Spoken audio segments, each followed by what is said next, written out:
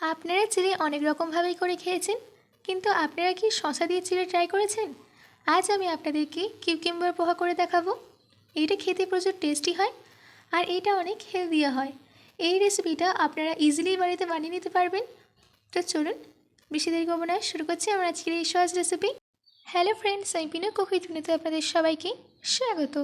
এই কিউকিম্বার পোহা বানানোর জন্য সবার প্রথমে আমি এখানে নিয়েছি 1 কাপ চিড়ে। এবার আমি চিড়েটাকে একটা বোলের মধ্যে ট্রান্সফার করে দিচ্ছি।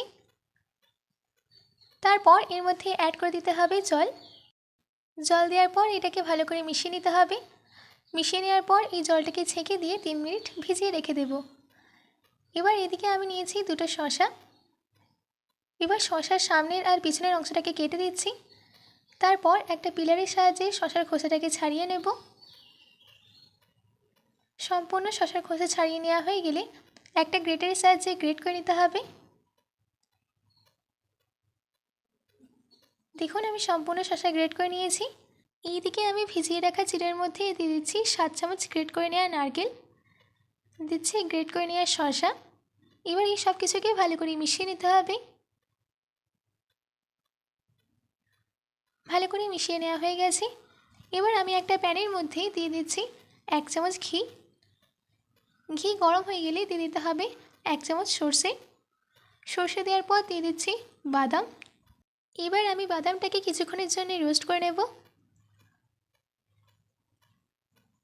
দেখুন আমাদের এখানে বাদামটা রোস্ট করে নেওয়া হয়ে গেছে। এবার আমি এর মধ্যে অ্যাড করে দিচ্ছি 3টে কাঁচা লঙ্কা কুচি, 1 চামচ গ্রেট করে নেওয়া আদা, 2 পিঞ্চ হিং, দিচ্ছি কিছু কারি পাতা।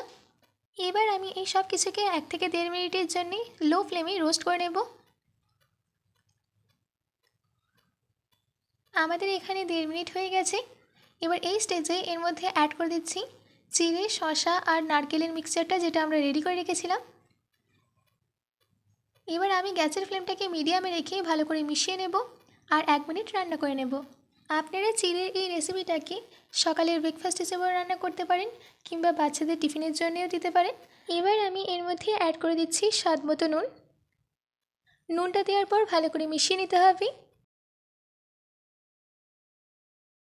ব্যাস আমাদের এখানে 1 মিনিট হয়ে গেছে।